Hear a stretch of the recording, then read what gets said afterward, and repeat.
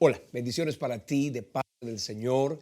Saludos fraternos para ti, para cada una de las personas que hoy nos acompañan, esos que hoy se conectan a esta transmisión o los que en un futuro van a ver también este mensaje, esta enseñanza, dentro de lo que hemos denominado el seminario de fe convincente, para demostrar y para defender nuestra fe.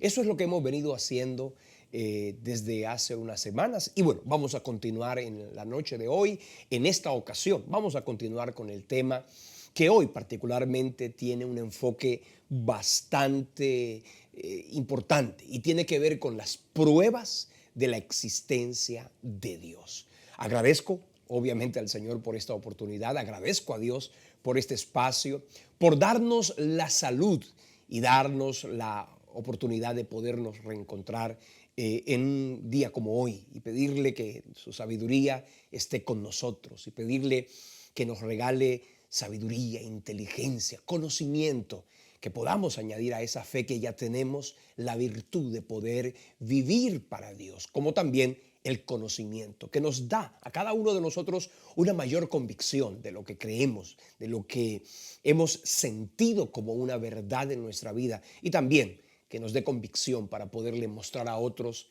el camino que tú y yo ya hemos encontrado en Cristo. Él dijo, yo soy el camino, yo soy la verdad y yo soy la vida. Esa verdad es la más importante verdad que ser humano alguno puede recibir. Agradezco a Dios por eso, agradezco a cada persona que hoy nos ha acompañado, a cada persona que apoya este ministerio.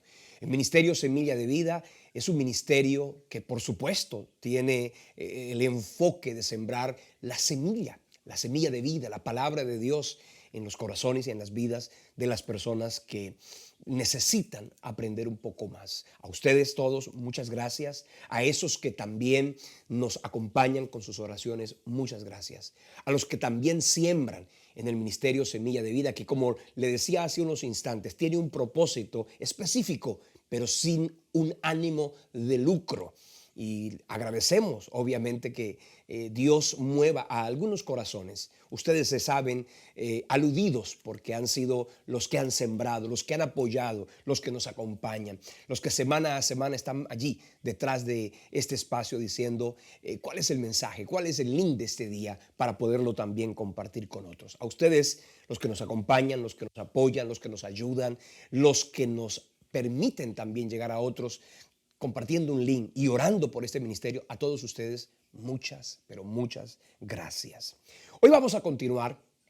La semana pasada estuvimos hablando del fundamento y hablábamos de la fe, una fe que tenía que volverse convincente, una fe que teníamos que alimentar con experiencia espiritual, alimentar con argumentos, con solidez escritural, una fe que se vuelva estable, no ambivalente, no fluctuante, no una fe que hoy es y que ya mañana se vuelve duda.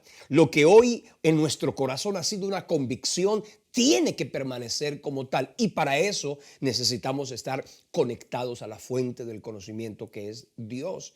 El texto de Oseas 4:6 dice, mi pueblo perece por falta de conocimiento. Así que en este espacio queremos simplemente contribuir un poco a ese conocimiento que tú y yo necesitamos para poder avanzar y sostenernos en nuestro camino de fe. La palabra que hemos tomado como fundamento es la que se encuentra allá en la primera carta del apóstol Pedro, capítulo 3, versículo 15, cuando dice, santificad al Señor en vuestros corazones y estad siempre preparados para presentar defensa ante todo aquel que demande razón alguna de la esperanza que hay en vosotros, para que nosotros podamos con sabiduría, con inteligencia, con mansedumbre, poder dar una respuesta. Ahora, que la fe no esté fundada en el conocimiento de los que conocen, de los que saben, que nuestra fe esté fundada en la palabra, que esté fundada en la experiencia espiritual. Como dice allá la primera carta a los Corintios, capítulo 2, versículo 5, dice,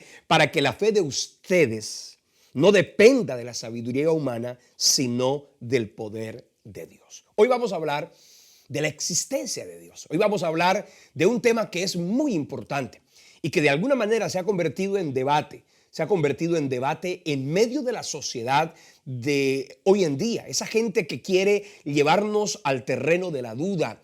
Y no solamente a la duda, también al cuestionamiento. Sabemos, por supuesto, que en el mismísimo infierno, en las tinieblas, se ha levantado toda una orquesta, un concierto para maldecir, para dañar, para desdibujar el plan y el propósito divino. Pero sabemos, por supuesto, que la palabra también nos ha entregado herramientas, nos ha entregado habilidades. Allí, en la Biblia, usted va a encontrar una asombrosa cantidad de información que más allá de lo básico, que más allá de lo fundamental, que desde luego tiene que ver con el amor de Dios y cómo a través de Cristo podemos volver al Padre, allí en las Escrituras, ustedes y yo vamos a ahondar en un conocimiento que a los escépticos les va a dejar bastante convencidos y a cada uno de nosotros como creyentes nos va a sustentar para que podamos decir con certeza, como dice allá la Escritura y en la carta a los Hebreos capítulo 11 versículo 6,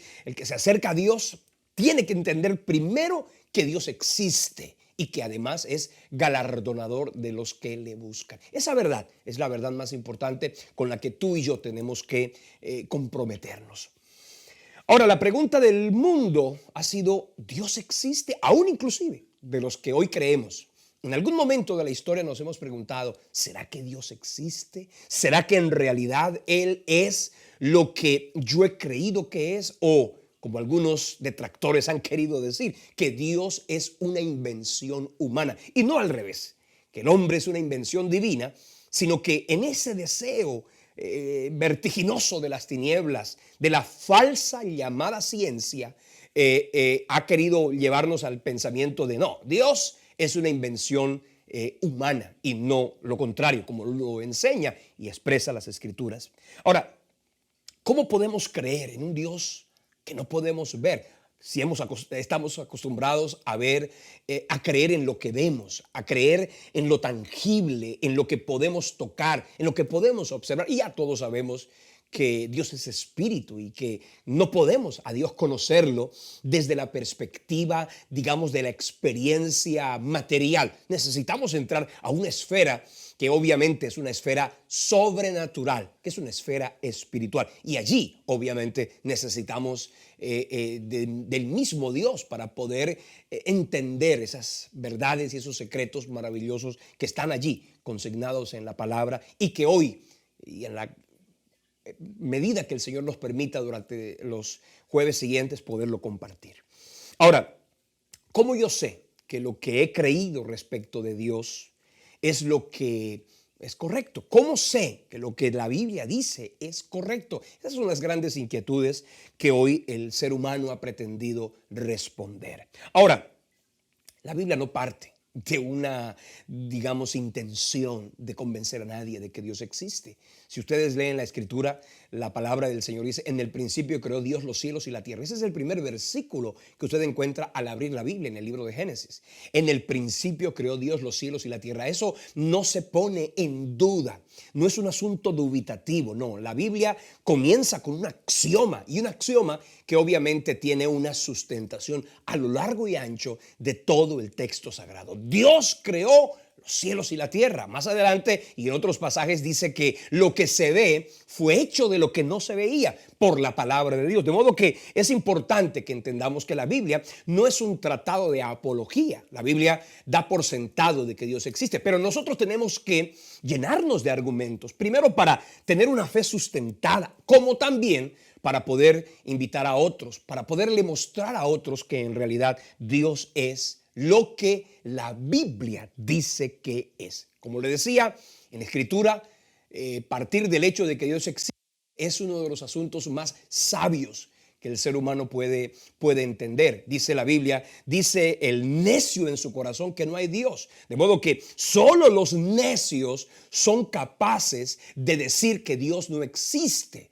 Mientras que los sabios, aquellos que han tenido la oportunidad de reconocer la majestad, la grandeza y la belleza de Dios, hemos podido en esa oportunidad divina de poder decir Dios es real. No solamente porque lo he oído, porque lo he escuchado, porque digamos, he visto que tantas personas han conocido y han sabido y han creído y han expresado las verdades de Dios, sino porque yo también he tenido una experiencia personal que ante cualquier argumento se vuelve totalmente irrebatible la experiencia que cada uno de nosotros ha tenido. Por eso el texto de los Salmos, capítulo 53, versículo 1, así lo expresa. Dice: el necio en su corazón, no hay Dios. Porque dice, se han corrompido, e hicieron abominable maldad. No hay quien haga el bien. ¿Por qué el ser humano ha pretendido negar a Dios? Pues obviamente por un vacío existencial, por una duda razonable del corazón caído y pervertido por el pecado, pero también por el hecho de que las tinieblas, Satanás, ese que ha pretendido desdibujar la obra, la majestad y la verdad de Dios, ha llegado a los corazones, y como quiera que él ha usado algunos instrumentos que se han mostrado como gente muy culta, muy letrada, como gente muy especializada en artes y en ciencias, pues la gente presume, oye, si este que sabe bastante, si este científico niega la existencia de Dios, pues ¿qué será para mí que yo no he estudiado? Entonces se presume que la fe es entonces algo subjetivo, que no tiene sustento ni realidad. Pero hoy, y en la medida de lo posible, vamos a ir aprendiendo que sí, la fe tiene sustento, y tiene sustento y bastante solidez en la medida en que miramos inclusive eso que hoy se conoce como ciencia. Entonces, esto es importante para nuestra verdad, para nuestro estudio. Ahora, la pregunta que puede suscitarse es: ¿existe Dios? Pues ahí está el mundo de inquietudes y de preguntas que cualquier ser humano puede llegar a tener. Pero la otra pregunta es: ¿y por qué Dios no existiría? ¿Acaso hay razones evidentes y notorias como para decir que Dios no existe? ¿Por qué no habría de existir Dios? ¿Cómo es que no podría existir Dios? Ahora, si el mundo te pregunta, demuéstrame que Dios existe, pues esa misma pregunta se puede hacer en el sentido contrario. Bueno, demuéstrame tú que Dios no existe. Ah, no, es que hay maldad, es que hay conflictos, que hay injusticias en la tierra. Eso no demuestra que Dios no existe. Eso lo que demuestra es que el mundo le ha dado la espalda a Dios, porque se ha sabido, se ha dado cuenta la raza humana que donde el concepto de Dios ha sido enseñado, anunciado, vivido, la armonía, el entorno se vuelve muchísimo mejor. Ve a un hogar de los no creyentes y ve a un hogar de los creyentes, y es más fácil encontrar armonía, estabilidad, bendición, gozo en un hogar donde se cree y se adora la presencia del Señor. Entonces, en este mundo afanado por negar la existencia de Dios con un propósito, ¿cuál es? Como lo dijo un día Fyodor Dostoyevsky: si Dios no existe, entonces todo está permitido. Y todos sabemos que la naturaleza humana es una naturaleza humana pecaminosa, licenciosa, que tiende naturalmente a lo pecaminoso. Por lo tanto, para no sentir, digamos, ningún tipo de acusación por nuestra propia conciencia, pues hagamos algo. Neguemos la existencia de Dios, porque si yo niego la existencia de Dios, entonces ese patrón moral, esa frontera moral, ese límite a mi naturaleza concupiscente y pecaminosa dejaría de existir, y en consecuencia, pues sería muchísimo más fácil vivir sin normas, sin límites, sin restricciones. Y es verdad que sin Dios eso sucedería, pero también es cierto que sin Dios entonces se pierde el sentido, el destino y el propósito con el que el ser humano puede vivir en esta tierra con estabilidad y con bendición. Ahora, la pregunta que en esta oportunidad debemos hacernos es: ¿cuál es la fuente de la que nosotros tenemos que tomar para poder conocer a Dios? Y básicamente quiero hablarle sin lugar a dudas, que una de las fuentes es la fe, por supuesto que sí, pero además de la fe, hay tres fuentes importantes con las que ustedes y yo tenemos que vernos, digamos, identificados, porque allí vamos a poder entender un poquito más del por qué ese concepto de Dios es un concepto generalizado.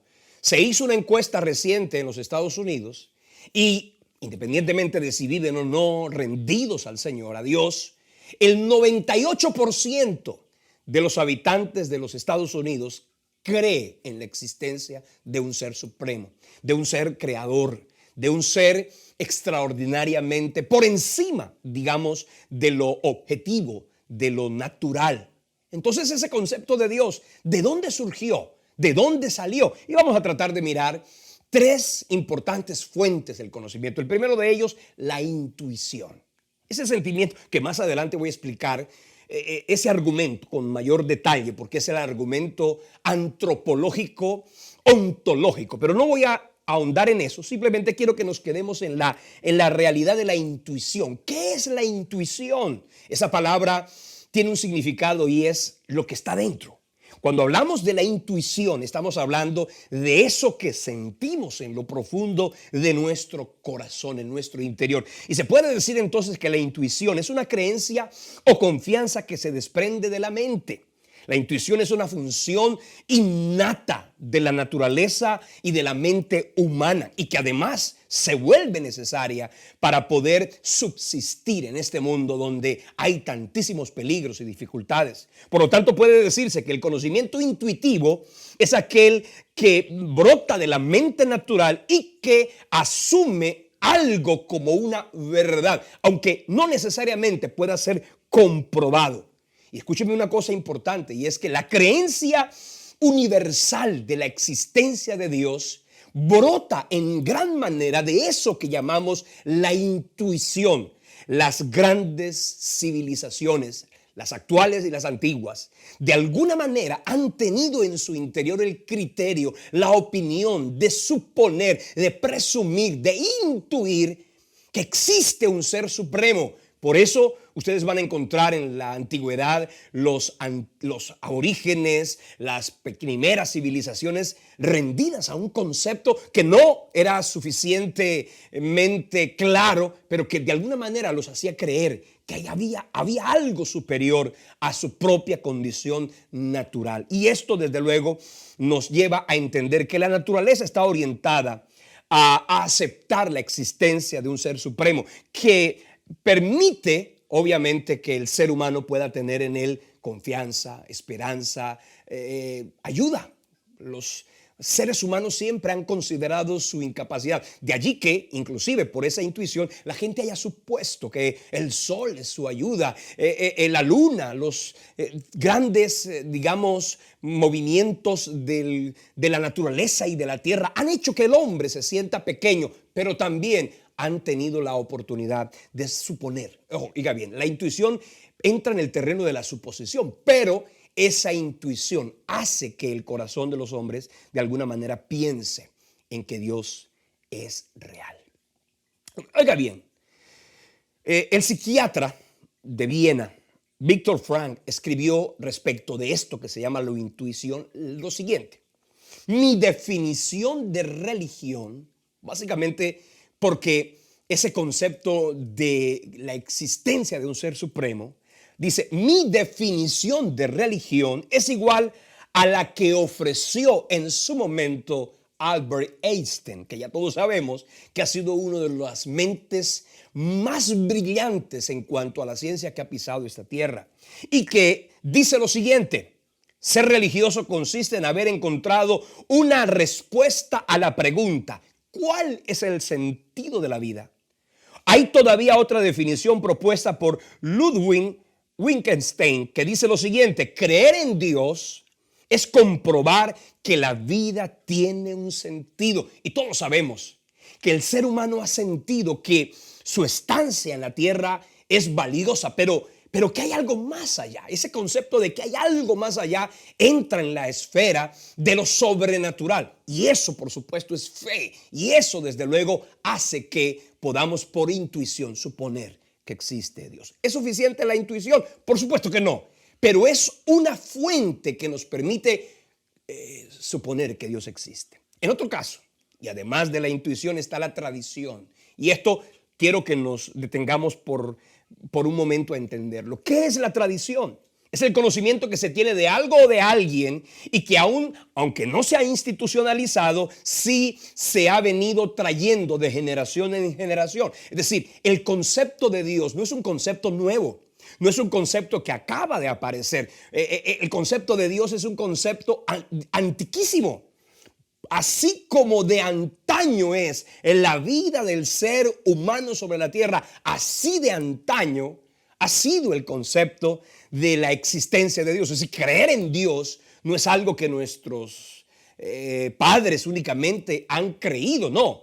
Históricamente se ha vivido una experiencia con un ser supremo. Y de hecho, si ustedes miran en las escrituras, se dan cuenta que al principio de la humanidad, dice la Biblia que Dios se mostró a los hombres, se permitió relacionar con los hombres. En el huerto del Edén, por ejemplo, dice la escritura que Dios hablaba con el hombre cara a cara. Quiere decir que en las escrituras vemos a Dios mostrándose a los hombres. Y más allá, usted va a encontrar en las escrituras y en la historia misma de la humanidad ese mandamiento cumplido de enseñarle a los hijos, esa tradición de enseñarle a los hijos. ¿Sabes una cosa? El concepto que muchos de nosotros tienen, bien de Dios, por supuesto, viene de nuestros padres. Viene de una tradición remota que pudo haber sido remota o presente, pero que es una tradición y que nos ha ido llevando poco a poco hacia el conocimiento de lo sobrenatural. Y desde luego, esto que también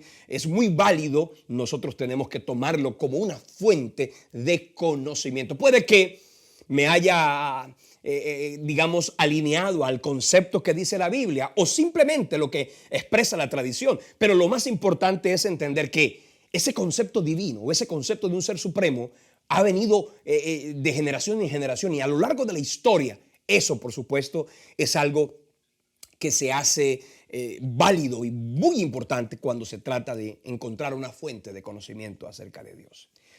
Lo otro es la razón. La razón. Algunos han dicho que la razón está por encima de la fe. Oiga bien, no se trata de colocar la fe y la razón, porque se ha llegado a creer que la razón está por encima de la fe. Y algunos han dicho que la fe inclusive está muy por debajo de la razón. Si la razón tiene sustento, pues la fe no tiene valor. Pues déjeme decirle una cosa. Yo creo, un postulado fantástico es que la fe es superior a la razón, aunque no es contraria a la razón. La razón es la capacidad más elevada del hombre que le permite las deducciones lógicas basadas en la realidad que observa. Hay demasiados hechos que a simple vista nos pueden llevar a suponer y a inclusive concluir que Dios existe. Y oiga bien, ese concepto de por aquí están los de la fe y por aquí están los de la razón ha llevado a creer que hay una gran cima, o que se tiene fe o que se tiene razón, pero que no se puede tener las dos cosas. Eso es un error garrafal. ¿Sabe por qué? Porque a lo largo y ancho de la historia usted va a encontrar personas que han creído en Dios, que han tenido fe y no por eso han dejado de tener razón. Han sido gente de ciencia. Simplemente estaba buscando para documentarme un poco para esta enseñanza. Hay por lo menos más de 150 grandes científicos, gente de trascendencia en la historia de la humanidad, que han sido gente de fe, que han sido gente que ha creído y que ha sustentado y que ha defendido su concepto divino, su concepto acerca de Dios. Pero simplemente voy a mencionar algunos, como para que a usted le quede claro y desvirtuar desde ahora ese concepto de decir que la fe es un concepto de ignorantes, que el que tiene fe es una persona que no se ha letrado, que no se ha ilustrado, que no se ha capacitado, que no se ha formado. Eso es un error que obviamente ha llevado a algunas personas a creer que la gente que tiene fe es gente académicamente muy por debajo, muy inferior a los grandes ilustres de la mente y del pensamiento. Voy a mencionarles algunos que de seguro ustedes han podido escuchar. Por ejemplo, Leonardo da Vinci, ¿les suena? Aquel ingeniero, inventor, matemático y además arquitecto italiano. Fue un creyente en Dios. Nicolás Copérnico, aquel famoso astrónomo que enseñó y que habló de la teoría de que el Sol estaba en el centro del sistema de nuestro sistema solar. Esto, por supuesto, el que habló de los movimientos de la Tierra, el de rotación y de traslación. Bueno, ese Nicolás Copérnico era un creyente en Dios. Galileo Galilei, aquel famoso astrónomo, matemático, físico y mecánico que enseñó obviamente muchísimas de las grandes leyes que hoy se establecieron como fundamentos y sustentos tanto de la física como de la química. Encontramos también, por ejemplo, a Blas Pascal, aquel precursor de la matemática, precursor de lo que hoy es la computación. Era también un creyente. El famoso Isaac Newton, aquel hombre que hablaba de las leyes gravitacionales. Ese hombre que habló de las leyes de la mecánica, Isaac Newton, ese era también un científico creyente en Dios. Alexander Fleming, ¿ha oído usted hablar de él? Pues déjeme decirle, es el padre de lo que hoy se denomina la medicina. Fue Alexander Fleming Nobel de Medicina y además el inventor de lo que hoy se conoce como la penicilina. Encontramos también a Gregor Mendel, el padre de la genética. Era también un creyente en Dios. Louis Pasteur. ¿Ha oído usted hablar de la pasteurización? Pues bien, déjeme decirle una cosa, ese químico y bacteriólogo francés, Louis Pasteur, también era un creyente en Dios. Y bueno, la lista es extensa, pero no voy a poder, ni quiero tampoco detenerme en ello. Entonces, importante que ustedes y yo sepamos y entendamos que la razón no contradice la existencia de Dios. Immanuel Kant, un filósofo muy importante del siglo XVIII, habló y explicaba que el concepto de Dios es el más difícilmente alcanzable, pero al mismo tiempo es el más inevitable de la raza humana, o de la razón humana, perdón. Entonces, es importante que eso lo tengamos claro. Ahora, más allá de la intuición, más allá de la llamada tradición o de la razón, hay algo que es, digamos, supremamente sustentable y es la revelación. Es decir, Dios decidió revelarse a los hombres. No se trata únicamente de que los hombres han supuesto cosas de Dios. No se trata de que el ser humano simplemente ha intuido la existencia de un ser supremo. Se trata también de que Dios decidió revelarse. Ahora, Dios se reveló, Dios se mostró, Dios nos escondió, Él nos creó. Dice la Biblia que Él creó los cielos y la tierra, pero más allá, Él decidió tener relación con su creación. Y bueno, encontramos tres grandes evidencias de las que podemos nosotros echar mano que muestran y revelan la existencia de Dios. Dios decidió revelarse. ¿Cómo se reveló Dios? Bueno, a través de la naturaleza. La creación es una de las maneras a través de las cuales Dios decidió revelarse. Dice el Salmo 19:1, los cielos cuentan la gloria de Dios y el firmamento anuncia la obra de sus manos. Quiere decir que así como el pintor coloca y estampa su firma en su obra de arte, pues Dios también en los cielos y en la tierra estampó su obra de arte, y mucha gente solo al ver la creación ha tenido que decir: Dios realmente existe. Leemos también Romanos capítulo 1 versículo 19, dice: porque lo que de Dios se conoce les es manifiesto, pues Dios se lo manifestó.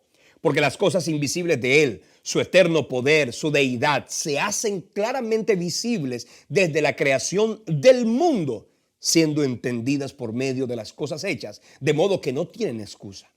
Pues habiendo conocido a Dios, no le glorificaron como a Dios, ni le dieron gracias, sino que se envanecieron en sus razonamientos, y su necio corazón fue entenebrecido.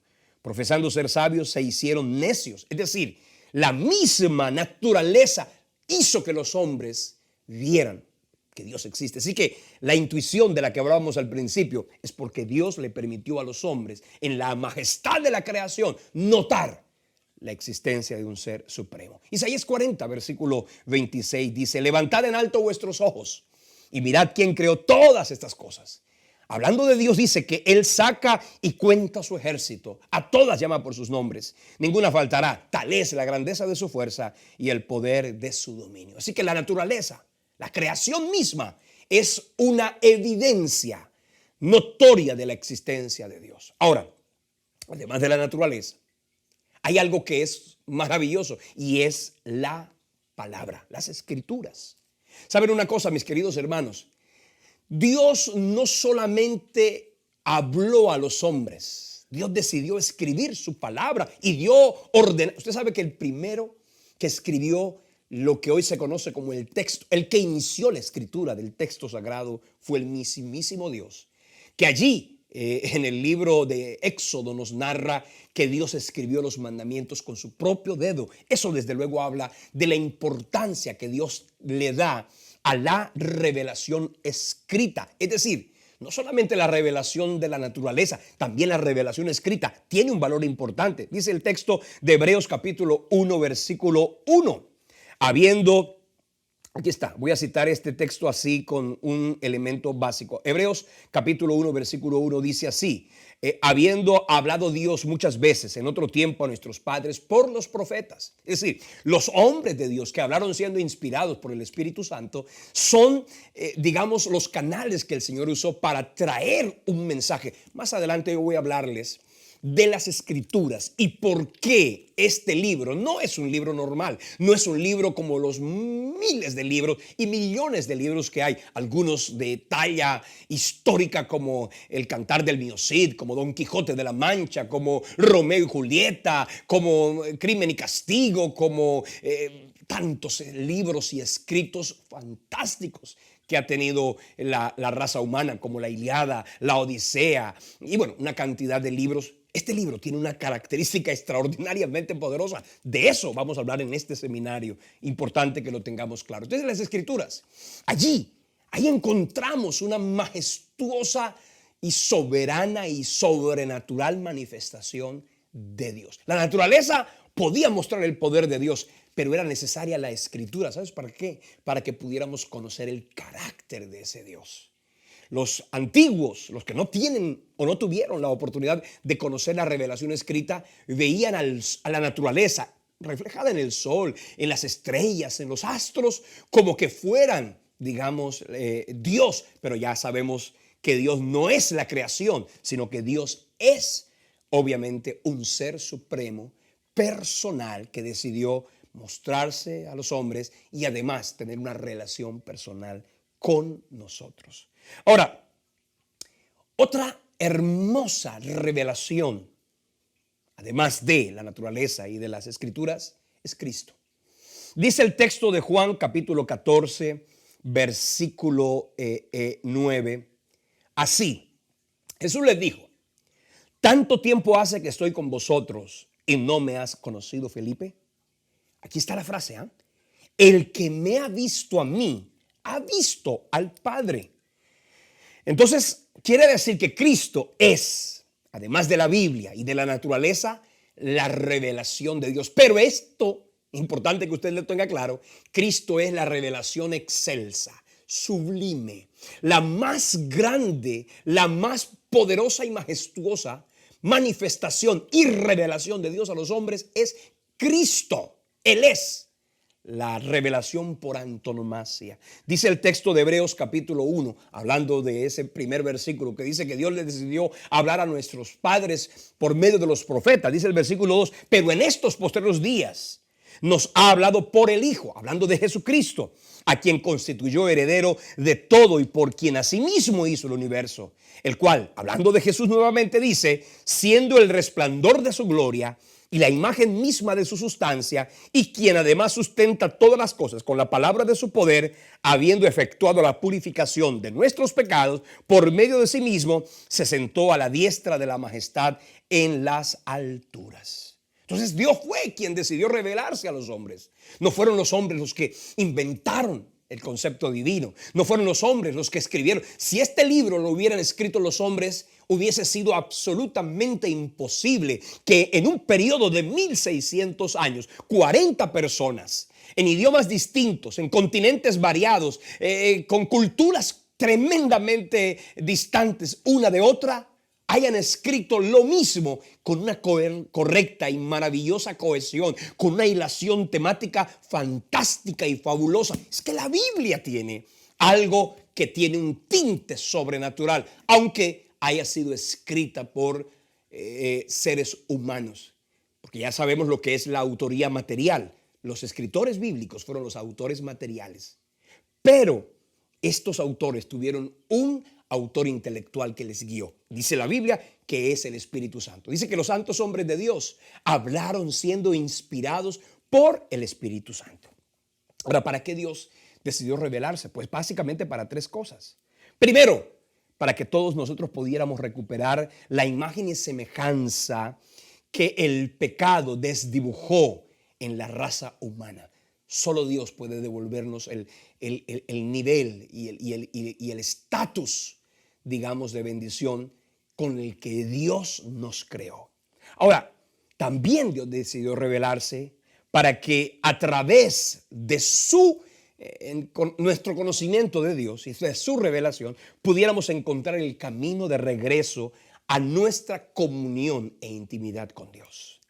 También para que el ser humano, en eso que se conoce como la relación del hombre con su creador, pudiéramos encontrar y vivir una vida con sentido, con propósito, con razón de ser. Esto que se llama la trascendencia de la existencia humana. ¿Sabe? Todos los seres humanos han entendido que más allá de su tiempo temporal en la tierra, valga la redundancia, hay algo mayor, hay algo más grande, hay algo más trascendente. Y eso, por supuesto, es lo que tenemos que y queremos aprender durante este espacio. Ahora, vamos a darle un clic a ese primero a esa primera revelación, la naturaleza. Y bueno, yo quiero que usted se prepare. Vamos a ir mirando argumentos. No necesitaríamos argumentos, pero los vamos a traer a colación, los vamos a sustentar, los vamos a enseñar para que a través de esos argumentos nosotros podamos tener una fe mucho más estable, mucho más sólida. ¿Qué es un argumento? Un argumento es básicamente un razonamiento que se utiliza para demostrar y probar además una proposición. Vamos a mirar cómo, porque algunos, le repito, han dicho, bueno, es que ¿tú crees en Dios? Bueno, demuéstrame que Dios existe. Y bueno, por supuesto que algunos carecen de argumentos. ¿Y por qué carecen de argumentos? Y solo tienen uno, mi propia experiencia. Ese es un gran argumento, pero no es suficiente ante los indoctos, ante los cuestionadores. Por eso necesitamos darle a nuestra fe una argumentación, una solidez. Y esto es importantísimo y lo voy a repetir, lo he dicho ya, lo voy a repetir. Necesitamos darle a nuestros hijos, obviamente, la revelación de la existencia de Dios en lo que llamábamos la tradición de la fe, la trascendencia de la fe. Pero es que necesitamos darle a nuestros jóvenes y a nuestros hijos algo más, algo mayor, a decirle, Dios existe. ¿Sabes por qué? Porque si tan solo nos quedamos con esa gran verdad, sin experiencia espiritual, porque para nadie es un secreto que nuestros niños, los hijos de los creyentes, han crecido en un ambiente cristiano, un ambiente espiritual, un ambiente religioso. Cuando llegan a un ambiente secular, a un ambiente de aparente sustento y argumentación razonable, entonces esos que no conocen a Dios, que niegan la existencia de Dios, les dan 2 o 3 argumentos espúreos, falsos, sin sustento, y nuestros jóvenes terminan perdiendo la fe porque simplemente un profesor en el colegio o en la universidad les enseñó algo que iba en contra de lo que habían creído. Necesitamos tener argumentos y los vamos a estudiar y los vamos a explicar. Vamos a hablar la próxima semana, porque ya el tiempo se nos ha ido, vamos a hablar del argumento cosmológico. Vamos a ir a la ciencia. Vamos el próximo día que nos veamos, vamos a hablar acerca de las leyes de la termodinámica. Vamos a hablar de las leyes de la ciencia, como por ejemplo la ley de la causalidad. También vamos a hablar de algo que tiene que ver con los argumentos teleológicos de diseño. Vamos a explicar, por ejemplo, argumentos fundamentales como el ADN, el principio andrópico. Vamos a hablar acerca de la entropía. Vamos a hablar de unas sustentaciones científicas que solamente teniéndolas en cuenta, porque es que la gente supone, ¿no?, que cuando se piensa en ciencia se habla de evolución, se habla de Big Bang, cuando eso no es una ley. Y le dicen la ley o la teoría. No. Déjenme decirle, vamos a desvirtuar todo eso en los próximos días que nos veamos. Porque necesitamos darle a nuestros jóvenes y nosotros mismos tener argumentos. Si alguien viene a preguntarnos algo, pues tenemos que tener una fe un poquito más estable, un poco más sólida. Voy a terminar aquí porque el tiempo se nos ha ido. Me anuncian que ya nos hemos pasado de lo que habíamos presupuestado, pero no vamos a correr, vamos a continuar esta enseñanza la próxima vez que nos veamos. Usualmente, y déjenme decirles esto, usualmente queremos que cada semana, cada jueves aparezca una enseñanza nueva en nuestro canal de YouTube, por lo menos de estos seminarios. A veces se puede, a veces no se puede. La semana pasada no lo pudimos hacer. Infortunadamente, en casa tuvimos la visita nuevamente inesperada del COVID y bueno, nos sacó un poquito de la sintonía y de la cotidianidad. Pero ustedes tienen que estar, por eso les repito, conectados a nuestras distintas redes sociales, porque allí, cada vez que vayamos a dar una enseñanza, vamos a hacer las publicaciones necesarias para que ustedes estén al tanto y para que no solamente se preparen, sino para que lo anuncien a otras personas y así podamos tener un espacio y la gente vaya a ir aprendiendo, vaya a ir conociendo lo que aquí estamos compartiendo. Gracias les doy. Quiero que hagamos una oración. Vamos a pedirle al Señor que nos ayude a ser creyentes con una estabilidad bíblica, de fe, para que por eso y por la fe de la palabra podamos, que nada nos mueva de nuestro modo de pensar. Dice el apóstol Pablo allá la carta a los tesalonicenses, no os dejéis mover fácilmente de vuestro modo de pensar. Y esto infortunadamente ha sucedido demasiado cuando esos que aparentan tener conocimiento les hacen creer que la fe es una prima hermana pobre de la razón, cuando es completamente lo contrario. Padre, gracias por tu palabra, gracias por este espacio.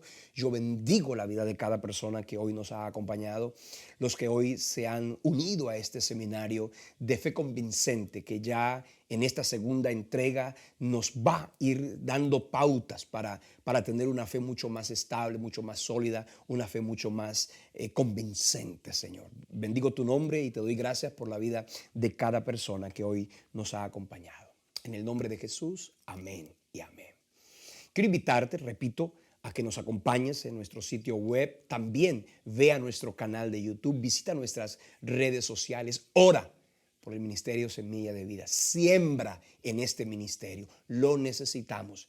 Requerimos desde luego de su ayuda, porque esta tarea el Señor nos la ha entregado, pero obviamente no lo podemos hacer solos. Sin la ayuda de Dios y sin la ayuda de ustedes, esto sería absolutamente imposible. Pero con su bendición, con su oración, con su respaldo y con la siembra en este ministerio podemos continuar. Y les agradecemos desde luego a los que lo han hecho y a los que van a hacerlo en esta ocasión. Vamos a dejarle aquí la información de nuestras cuentas, tanto en Colombia como en los Estados Unidos, para que también tú te puedas sumar a estos que han sembrado y seguirán sembrando para bendecir el reino de los cielos. Que Dios les bendiga. Un fuerte abrazo para ustedes y nos vemos la próxima semana, Dios mediante. Hasta entonces.